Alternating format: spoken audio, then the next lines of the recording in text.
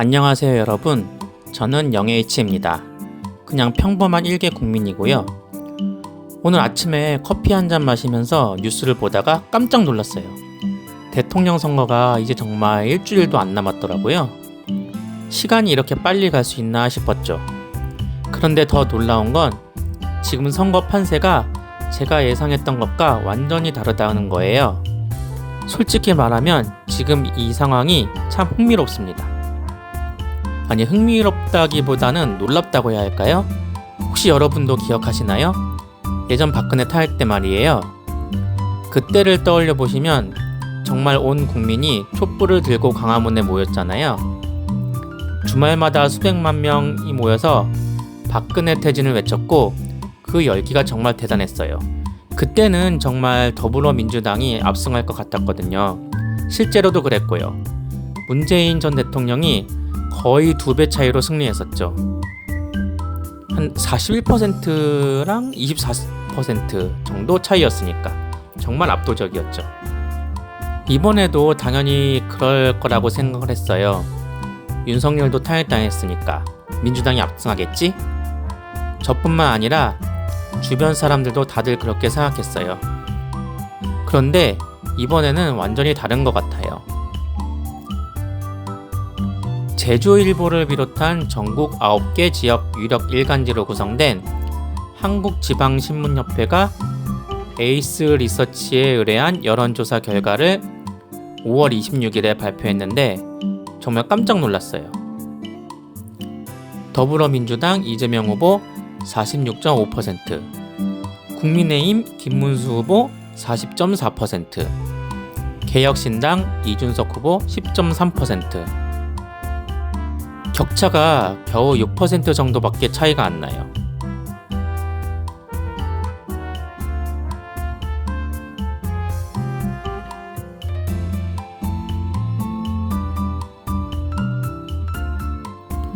정말 완전히 이재명 후보 독주로 흘러갈 줄 알았는데 이번에는 그렇게 진행이 안 되네요.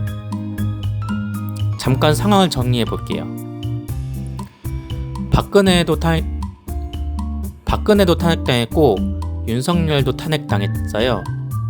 똑같이 탄핵을 당한 상황인데도 말이죠. 박근혜 때는 새누리당, 지금의 국민의힘 완전히 몰락했는데 이번에는 박근혜 때처럼 그렇게 호락호락하게 국민의힘이 당하고만 있지 않더라고요. 더 황당한 건 비상계엄 사건까지 있었다는 거예요. 2024년 12월 3일 밤 윤석열 대통령이 갑자기 비상계엄을 선포했을 때를 생각해보세요. 정말 온 국민이 충격에 빠졌잖아요. 1980년 5월 광주 이후로 처음 있는 일이었으니까요. 그날 밤 국회에서 벌어진 일들, 의원들이 담장을 넘어서 국회로 들어가고 군인들과 대치하고 새벽까지 치열한 공방이 벌어졌죠. 결국 국회에서 계엄 해제를 의결했고 윤석열은 6시간 만에 계엄을 철회했어요. 그리고 12월 14일 국회에서 윤석열 탄핵 소추안이 가결됐죠. 2025년 4월 4일 헌법재판소에서 탄핵이 인용되면서 윤석열은 파면됐고요. 이 모든 과정을 지켜보면서 저는 당연히 생각했어요. 이제 국민의힘은 끝났구나. 내란을 시도한 정당을 누가 지지하겠어. 그런데 현실은 달랐어요. 대통령이 탄핵까지 당했는데 국민의힘 지지가 40%가 넘는다는 게 참 놀랐습니다. 아니, 좀 충격적이에요. 물론 이재명 후보를 싫어하는 사람이 많아서 그런 이유도 있는 것 같아요. 인터넷이나 SNS를 보면 이재명에 대한 부정적인 댓글들이 정말 많거든요. 각종 의혹들, 재판 문제들, 이런 것들이 계속 발목을 잡고 있죠. 그런데 생각해보면 국민의힘은 내란당이잖아요. 비상계엄을 지지했고 심지어 일부 의원들은 지금도 계엄이 잘못된 게 아니다라고 말을 하고 있어요. 이재명이 싫으면 이준석을 지지하면 되지 왜 하필이면 내란당을 지지하는 거지? 이게 제가 지금 가장 이해가 안 되는 부분입니다. 저는 비상계엄을 선언한 게 잘못됐다고 생각하는 사람이어서 지금 이 상황이 이상하다고 생각하는지도 모르겠습니다. 그날 밤을 생생히 기억해요. 밤늦게 갑자기 뉴스 속보가 떴고 처음엔 가짜뉴스인 줄 알았어요. 2024년에 계엄이라니 말이 안 되지 않나요? 그런데 진짜였어요. 대통령이 직접 나와서 비상계엄을 선포하는 거 봤을 때 정말 그 충격 자체였죠. 그런데 신기한 건 어떤 사람들을 보면 비상계엄이 잘못되지 않았다라고 생각하는 사람들도 많다는 거예요. 계엄은 했지만 사람들이 죽지 않았다. 그래서 크게 잘못한 것이 없다. 야당이 너무 국정을 발목 잡았으니까 어쩔 수 없었다. 북한 위협도 있고 국가 안보를 위해서는 필요한 조치였다. 이렇게 생각하는 사람이 생각보다 많더라고요. 특히 60대 이상에서는 이런 의견이 꽤 많아요. 솔직히 계엄이 실패한 게 여러 가지 이유가 있겠지만 제가 생각하는 가장 큰 이유는 윤석열이 좀 무능했던 것 같아요. 만약 치밀하게 계획했다면은 군부를 완전히 장악하고 국회를 봉쇄하고 언론을 통제하고 그렇게 했다면 어땠을까요? 하지만 그런 일은 일어나지 않았어요. 왜냐하면 시대가 변했거든요.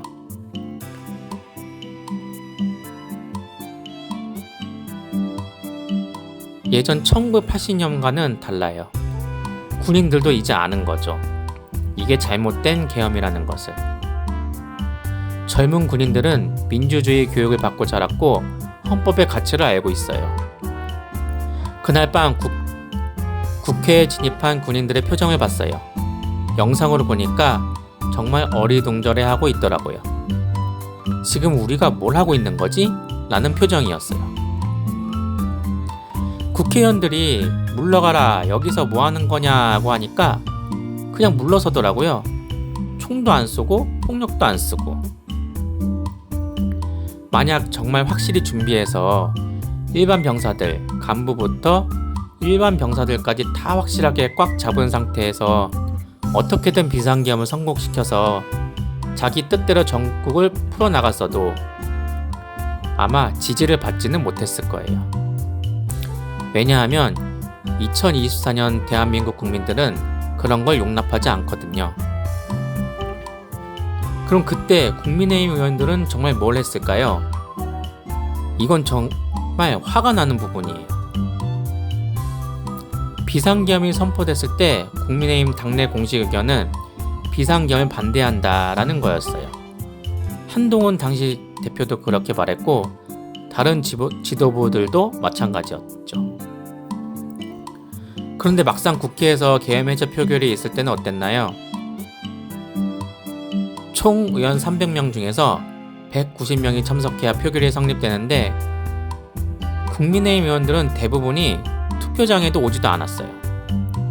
결국 더불어민주당, 조국혁신당, 개혁신당, 그리고 국민의힘 의원 18명만 참석해서 190명을 겨우 넘겼죠.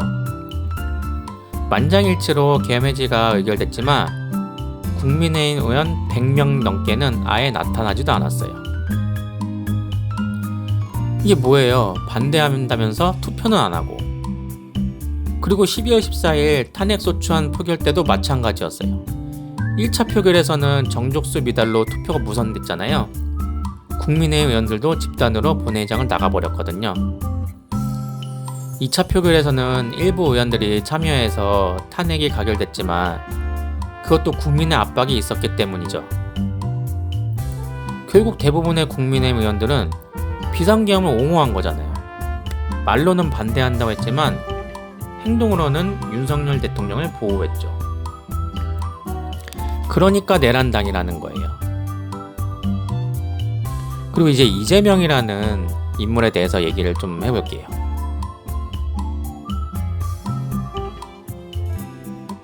국민의 아무것도 아닌 한 사람으로서 정말 이해가 안 되고 그만큼 사람들이 이재명을 싫어하는 것 같아요. 그런데 참 이재명이라는 사람도 정말 복잡한 사람인 것 같아요. 어떤 게 진짜 이미지인지, 그 이재명에 대한 첫 번째 이미지는 정말 결백한 사람인가? 정말 아무 범죄를 저지르지 않았을 수도 있어요. 그냥 정치적 공격을 받고 있는 거죠. 실제로 지금까지 법원에서 유죄 판결을 받은 게 거의 없잖아요. 1심에서 벌금형을 받은 게 있지만 아직 확정되지 않았고요. 성남FC 문제, 대장동 문제, 백현동 문제, 이런 것들이 계속 나오지만 결정적인 증거는 없는 것 같아요. 그리고 두 번째 이미지는 정말 영리한 사람이라는 거예요. 이재명이 정말 능력이 뛰어나서 자기 범죄를 완벽하게 숨긴 걸 수도 있어요. 검사들이 아무리 파도 증거를 찾지 못할 정도로 치밀하게. 만약 이게 맞다면 진짜 무서울 정도 능력이 있는 사람이에요. 이렇게 보면은 진짜 무서운 사람이지만 대통령이 되면은 뭔가 해낼 것 같은 그런 것 같기도 해요. 그리고 세 번째는 정말 검찰이 무능한 경우.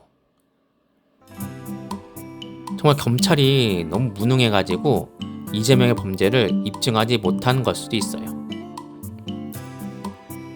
진짜 범죄가 없는 게 가장 베스트긴 하지만 솔직히 정치인 중에 완전히 깨끗한 사람이 몇이나 될까요? 그래도 여기서 인정할 건 인정해야죠. 솔직히 이재명이 안 좋은 모습들을 많이 보여주긴 했어요. 형한테 욕설한 녹취록도 나왔고 스캔들도 있었고 말실수도 많이 했죠. 성격도 좀 거칠어 보이고 때로는 공격적으로 보이기도 해요.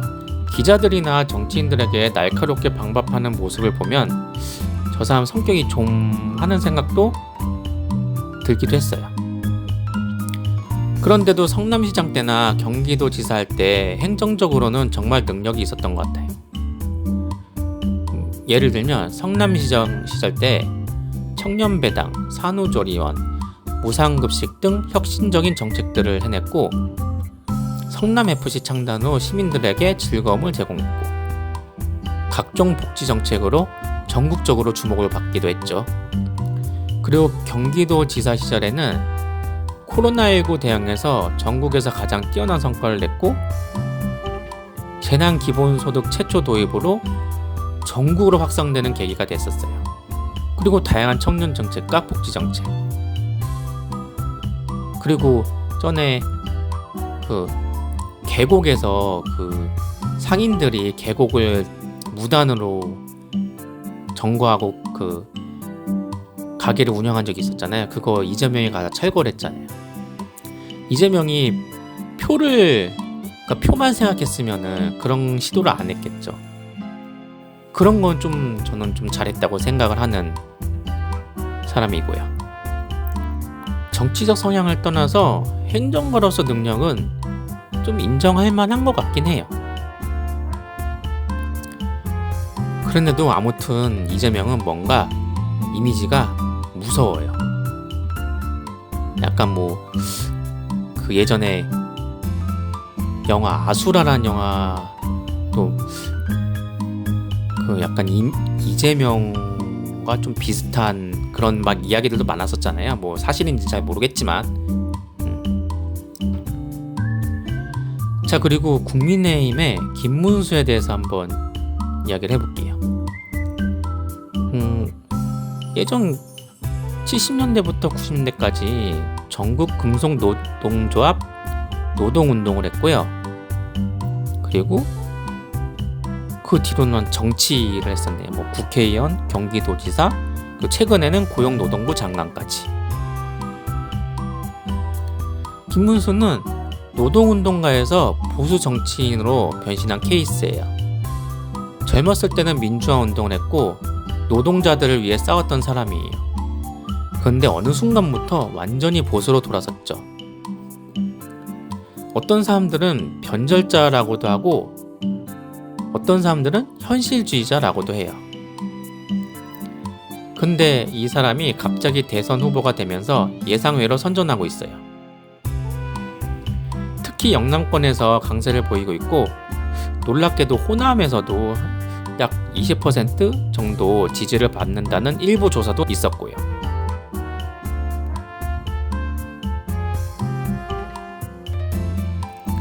결국 국민이 원하는 대통령은 무엇일까요?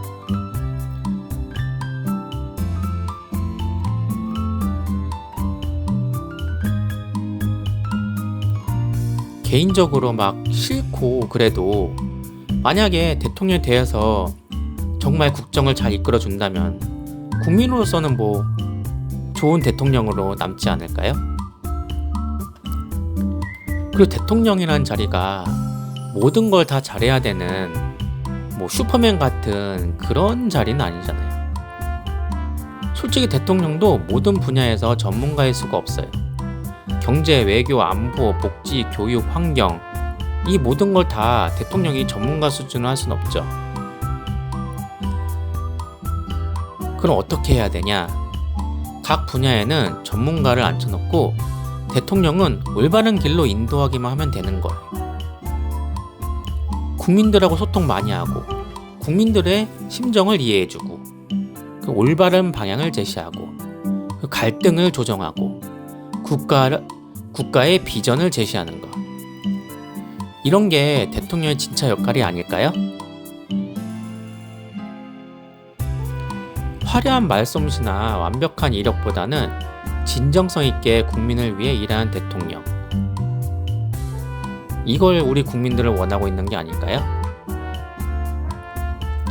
제가 지금까지 이야기한 것도 그냥 한 사람의 생각일 뿐이지 뭐 맞다 틀리다 이렇게 단정 지을 수는 없어요.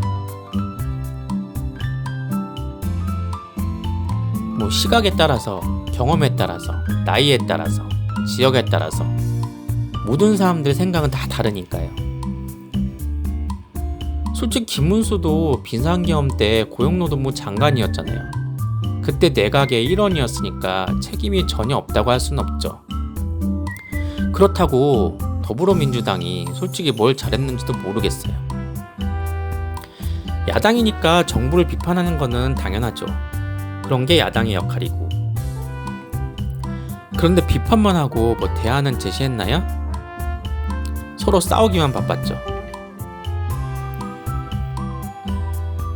윤석열 정부의 3년을 돌아보면 정부 측은 계속 이렇게 말했어요. 야당이 계속 반대해서 국정을 운영할 수가 없었다. 야당 측은 이렇게 반박했고요. 말이 안 되는 정책만 하니까 당연히 반대할 수밖에 없었다. 그래서 3년 내내 계속 대립만 했어요. 윤석열 대통령이 보여준 그 행동들, 그 국정을 운영하는 걸 보면 솔직히 크게 공감할 만한 것은 없었던 것 같아요. 무엇보다도 국민들과 소통을 전혀 안 했어요. 기자회견도 거의 안 하고 야당 대표와 만남도 거부하고 국민들의 목소리에 귀 기울이지도 않았고 야당은 비판만 한다고 만나지도 않았죠. 아니 대통령이 욕먹을 각오도 안 하고 대통령을 해요? 비판받는 게 싫으면 대통령을 왜 했어? 그게 막 다스리는 자리인가? 자기 비판하는 게 싫다고 소통도 안 하고. 어쨌든 지금 생각해보면 윤석열은 대통령감은 아니었던 것 같아요.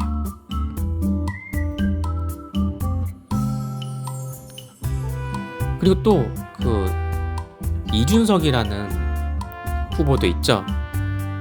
그 36세 젊은 정치인인데 대통령에 도전하는 것 자체가 좀 화제였죠. 역대 최연소 대선 후보이기도 하고요. 이준석은 20대에서 상당한 지지를 얻고 있고 중도층에서도 꽤 인기가 많은 것 같아요. 이 기존 정치의 염증을 느낀 사람이 이제 이준석을 선택하는 거죠. 그런데 문제는 지지율이 10% 내외에서 머물고 있다는 거예요. 당선 가능성은 낮아 보이지만 이재명과 김문수의 표를 나누는 역할은 할 수 있겠죠. 특히 젊은 층에서는 기존 정치인들은 다 싫다, 젊은 사람에게 기회를 주자, 이런 의견도 꽤 있는 것 같아요. 종합적으로 보면은 솔직히 누가 대통령감인지 잘 모르겠어요. 이재명? 능력은 있는 것 같은데 성격이나 스캔들 걱정돼요. 김문수?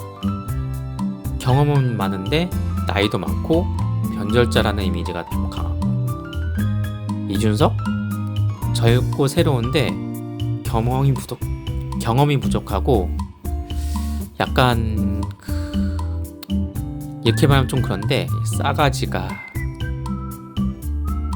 그리고 정말 이상한 게